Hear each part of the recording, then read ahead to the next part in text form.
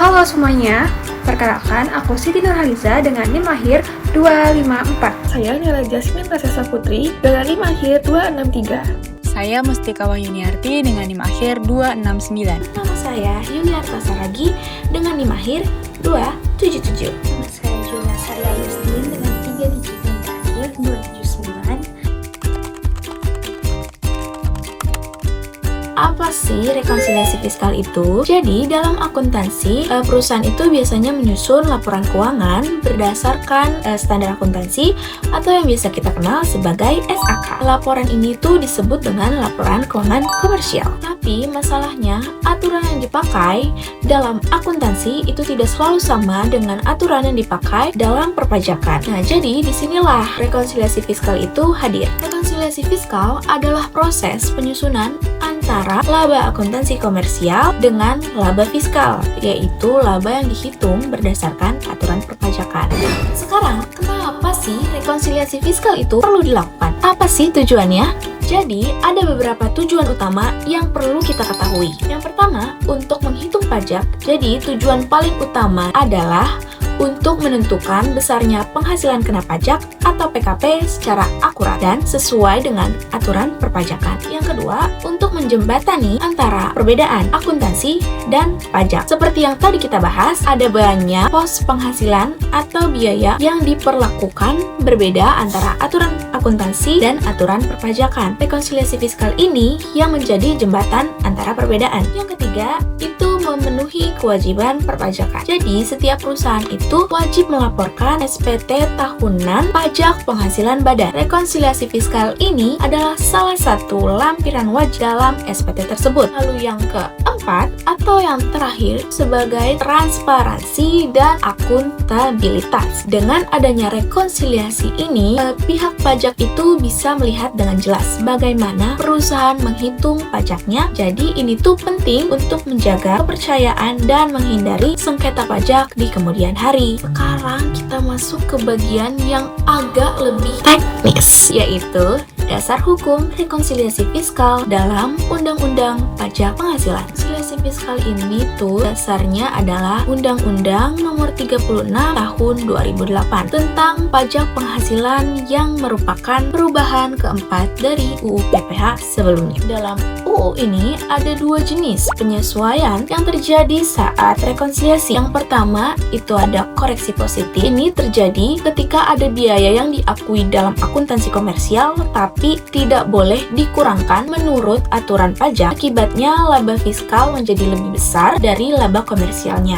Jadi contohnya itu biaya entertain atau biaya jamuan tamu yang tidak ada buktinya. Dalam akuntansi ini boleh dicatat, sedangkan dalam perpajakan itu tidak diakui. Yang kedua adalah koreksi negatif. Jadi kebalikannya dengan koreksi positif terjadi ketika ada penghasilan yang sudah dicatat di laporan komersial tapi tidak dihitung sebagai objek pajak. Contohnya, penghasilan dividen dari anak perusahaan dalam negeri dengan kepemilikan tertentu. Jadi ini itu bukan objek pajak, jadi harus dikoreksi keluar. Selain itu, UU PPH juga mengatur dua jenis beda yang perlu kita pahami. Yang pertama itu ada beda tetap dan beda waktu. Jadi beda tetap atau permanent difference itu perbedaan yang selamanya tidak akan sama antara akuntansi dan pajak. Misalnya, biaya sanksi pajak itu tidak akan pernah diatur atau diakui sebagai fiskal. Selanjutnya, ada beda waktu atau temporary difference. Jadi perbedaan ini tuh sifatnya sementara, seperti perbedaan metode penyusutan antara akuntansi dan perpajakan. Jadi nanti di periode berikutnya mereka akan saling mengoreksi sendiri. Jadi intinya rekonsiliasi fiskal itu penting banget karena memastikan perusahaan membayar pajak dengan jumlah yang benar dan sesuai aturan, tidak lebih dan juga tidak kurang.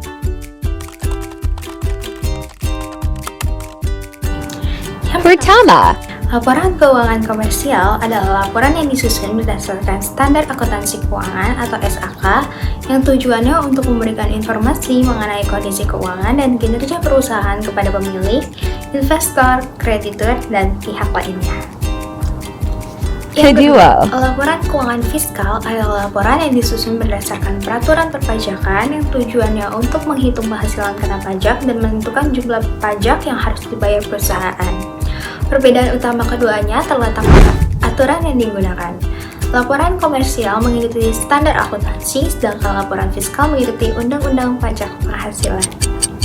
Contoh perbedaannya adalah pada biaya yang tidak boleh dikurangkan menurut pajak, misalnya biaya sanksi atau denda.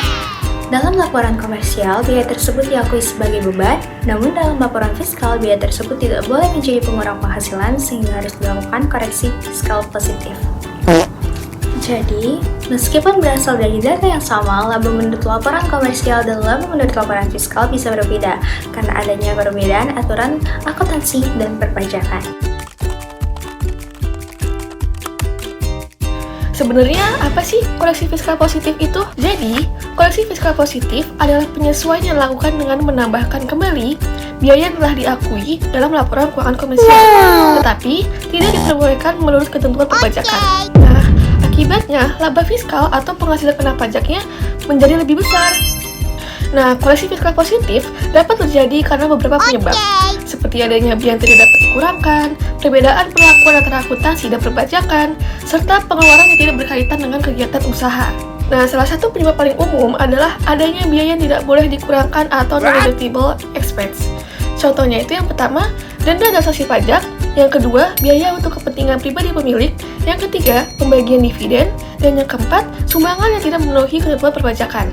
Nah, karena biaya-biaya itu tidak diakui secara fiskal, maka harus ditambahkan kembali dalam rekonsiliasi fiskal sehingga menimbulkan koreksi fiskal positif. Oke, karena tadi kita udah bahas tentang koreksi fiskal positif, nah kali ini kita bakal bahas tentang koreksi fiskal negatif. Teman-teman tahu nggak apa itu koreksi fiskal negatif? Kalau tahu, tulis di kolom komen ya. Tapi kalau nggak tahu, sini aku kasih tahu. Koreksi fiskal negatif adalah penyesuaian yang menyebabkan laba fiskal menjadi lebih kecil daripada laba komersial. Akibatnya, penghasilan kena pajak perusahaan juga berkurang. Apa sih penyebab koreksi fiskal negatif?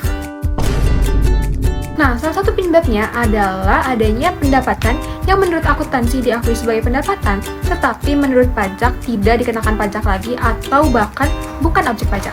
Contohnya itu kayak bunga deposito yang dikenai PPh final, atau juga seperti hibah atau bantuan yang memenuhi kriteria bukan objek pajak karena penghasilan tersebut sudah dikenai PPh final ataupun bukan objek pajak. Nah, ketika menghitung PPh badan itu perlu dikoreksi fiskal negatif. Nah, untuk selanjutnya kita bakal bahas contoh soal.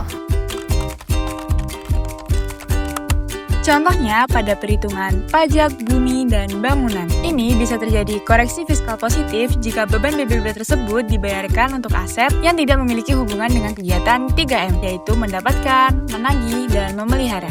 Atau di dalamnya terdapat sanksi administrasi, yaitu berupa denda atau bunga.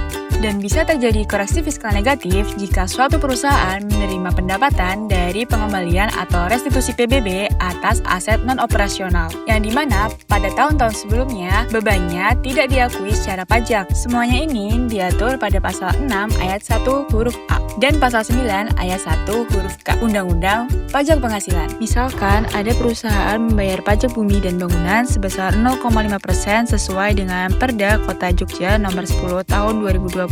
Dari nilai jual objek pajak kena pajaknya. Nilai jual objek pajak adalah 700 juta. NJOP TKP Kodia Yogyakarta sebesar 12 juta. Dasar pengenaan pajak atau NJOP PKP-nya yaitu 700 juta dikurangi 12 juta.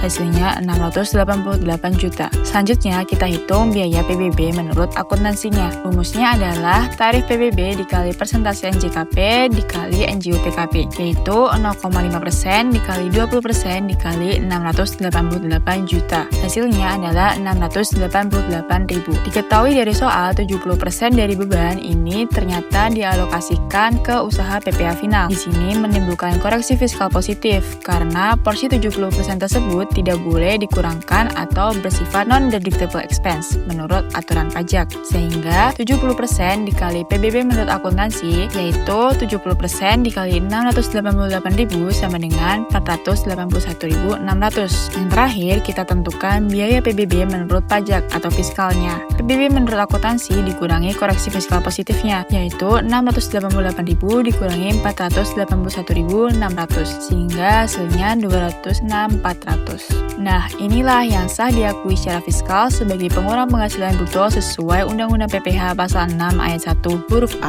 PPh, terima kasih Unifa.